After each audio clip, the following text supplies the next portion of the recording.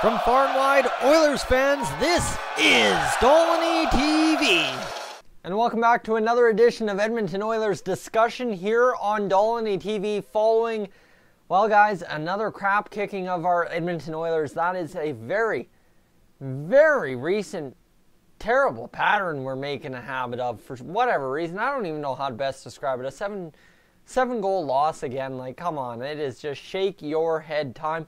And for the Oilers, it's really not like some things didn't go right. Obviously, the power play goal, chase on, burying it in front. That's what you want to go right if you're an Edmonton Oilers fan. Obviously, 100% you want chase on to score in front of the net on the power play. That's as simple as it is. However, still lose. Then all of a sudden, everybody finally loses their mind, like the Canadian Heritage moments are proclaiming this Lucic goal as a milestone in Canadian history kind of deal. You know what I mean on the Twitter memes if you've been on Twitter recently. But seriously, you get a goal out of Milan Lucic, an assist out of Jesse Puljujärvi, some production in terms of depth scoring, and you still choke it away. So for the Oilers, a very costly loss in that one for sure. And to think here, what do we need to go right to prevent it from going wrong, if you know what I mean? And for the Oilers, as I asked in my game preview yesterday, was which Oilers team are we going to have show up? Would it be the LA team, the Anaheim team, or a third team? Who knows what it is? And last night, it was the unlucky Edmonton Oilers showing up once again. So, yes, they got outworked throughout the game, whatever, that's fine. 5-on-4 on the power play, we took it to them. That's about the only time we really took it to the San Jose Sharks. I actually fell asleep midway early into the third period, so I can't speak to too much of the third period. However, most of the game, guys, it looked absolutely awful. It looked like the San Jose game, but somehow a little bit better. I honestly don't know how to describe it. Maybe it's because I didn't watch all 7 goals. However, for this team, another abysmal effort. And now where do you look? The defense has been shored up, right? The defense has been fixed up. Yes, you can argue we're sitting a guy with that big cap hit and Brandon Manning, oh, what does he bring to the team other than trouble? Whatever. But sit here and think for a second. Brandon Manning is a big upgrade over Chris Weidman or Jason Garrison at the points they were playing for the Oilers. So, yes, he's an upgrade. However, there is a problem with that, is it still leaves the defense as a question mark. But now, all of a sudden, guys, Mikko Koskinen's gone flat. Cam Talbot has a 39 save shutout, but guys, it's Cam Talbot. He's a good goalie who plays terrible. That's the best way to describe Cam Talbot. And after that first one went in against San Jose, you knew he was done. He was cooked. If you were sitting there thinking, oh, Cam can rebound from that, he'll be fine. Come on. You guys have seen that pattern way too often before. And if you were sitting there thinking that, I gotta hope you smacked yourself upside the head after watching the replays of all the goals against Cam Talbot last night. Yes, you know what? The luck wasn't on our side, but again, who does it get past when the luck isn't on our side? It's not like all of a sudden the puck bounced off their goaltender into our net. No, it goes past our goaltender. And again, it deflates Cam Talbot. Then Mikko Koskinen steps in and gets deflated as well. 7 goals on, I don't even want to know the shots because it's probably ugly and it probably hurts us a lot more. However, let's go talk about the goaltending because we got to figure that out whether, honestly, I don't know. I don't think you can run with either of these guys right now. We don't have anyone in the AHL you can call up. Stuart Skinner's a year or two away. Al Montoya, Shane Starrett, well, he's just starting to turn into an AHL quality goaltender. Dylan Wells, same thing. So let's review the stats for Mikko Koskinen at this point. Remember, he was hot as hot could be to start the year. He does have 3 shutouts, but that's where you got to look. He has 3 shutouts. Is that why his numbers are so good?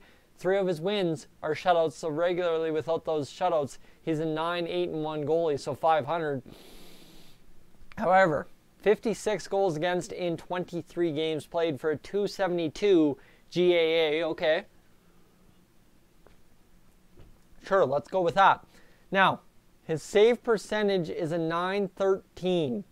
You know what? That's league average goaltending. You combine those 2 numbers, that is better than league average goaltending. There's a reason Mikko Koskinen is a winning goaltender in Edmonton, obviously, right? It's as simple as that. He's a league average goaltending winner. Now, you got to think about the math on that. When we get league average goaltending, we're what, 17-1? Well, guess what? That would mean that Cam Talbot's only had 5 league average or better games? Oh my God, guys. That is God scary to think. If that's the math we're running on, obviously, yeah, you know what? That's the math we're running on. And Cam Talbot has 8 wins this year, 12 losses, 2 in overtime or a shootout, 896 save percentage, and a 320 goals against average. Ugly. Absolutely ugly. So to sit here and now think, well, you know what? The defense is still the worst part of the Oilers. I'm sorry.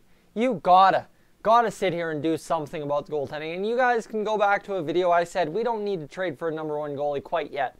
Now we do. Now it's time to do as such.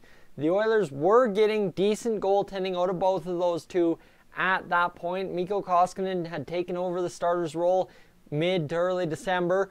And Cam Talbot was not bad, but he won a couple of games. So are you going to really argue against trading some assets to get a goaltender? Yes, you should at that point. However, now we got to figure it out, boys. This is not going to work. And unfortunately, as I said before, I think we've already kissed our playoff hopes goodbye, even as it stands right now with the San Jose Sharks getting another point, obviously a 4-point game in the standings. Well, guess what? That really, really sucks for us. And now all of a sudden, we sit here and think, what comes next? And I think the goaltending stays exactly like it's going to the rest of the year, unfortunately. That is the scary part. As much as the Oilers need to trade for a goaltender, right now things are going to stay pretty much exactly how they are because I really don't see us having the assets to make a move, the cap space to make a move. Other than, like I said, the Sergei Bobrovsky trade, unless you're trading Manning, Benning, and Cam Talbot all in one shot, it's not happening. So let's see, free agent tracker for 2019. Give me a second here to get up the goalie stats. And where do I want? I want goaltender. There we go. So I'll tell you. Free agent goaltenders, this is where it's going to get interesting for the Edmonton Oilers. You've got Sergei Bobrovsky, you've got Semyon Varlamov, you've got Mike Smith, God no, Jimmy Howard, Cam Talbot, Cam Ward, Thatcher Demko's an RFA. Obviously, I don't think we're stupid enough to put in an offer sheet unless, I mean, he lights it up the rest of the year, and then maybe the Oilers look at doing that. But man, you want to talk about bad blood between Vancouver and Edmonton, that would be for sure. Michael Neuwirth, no. Anders Nielsen, no. Antti Niemi, no. Ryan Miller, no. Chad Johnson, no. Peter Mrazek, no. Robin Lehner, maybe. Michael Hutchison, no. Keith Kincaid, no. Al Montoya, no. Peter Budaj, no. Patrick Rybar, right? There is just absolutely nobody available to us at this point, especially going into free agency. So for the Oilers to say, you know what, we can ride with Cam another season, that's boneheaded. So we need to figure it out. Do we see in this second half of the season in the AHL all of a sudden Mr. Stuart Skinner comes up and just absolutely demolishes the AHL, and maybe he's ready for an NHL call-up next year? No, I don't like that. Again, rushing the kids, that is a scary thought, especially a young goaltender. We've ruined a couple of young goaltenders. Do you think Devin Dubnyk, he got good when he left us because we pushed him too fast, too hard? Well, okay, so, right? And like I said, that list is ugly. I don't think the Oilers are very comfortable with the goaltending situation, nor should they be. As guys, I have no clue. I hate, because I'm thinking now my title is going to be, how do the Oilers shore up goaltending at this point? There is no rhyme, reason, or ability to, given the assets, given the cap, and given the guys available or out there in free agency at the end of the year, to shore up the goaltending. This is an absolute 192% crapshoot going into the rest of the season for the Oilers and going into free agency, because I don't see it. I don't see where the Edmonton Oilers can find a goaltender that will solve our goaltending woes. Yes, we got to shore up the defense, but essentially there are goaltending woes to be shored up as well, so I don't see it. I do not see where we can solve our goaltending in one move. Unfortunately, like I said, unless you move for Sergei Bobrovsky or, like I mentioned, Semyon Varlamov's also UFA, but guess what? Those two teams are in contending spots. I only thought of Columbus because they might be looking to get something back, but like I said, our proposal ain't that great. It's just moving cap for cap and hopefully getting somebody in return. However, it's very not viable. So guys, let me know your thoughts on how the Oilers can fix their goaltending problems in maybe this next half of the season, in the preseason, in the offseason, in free agency, at the draft. I don't know. Let me know your thoughts in the comments section below. I'm Tyson. This has been Dolynny TV. I will catch you guys in the next one. Thank you so much for watching.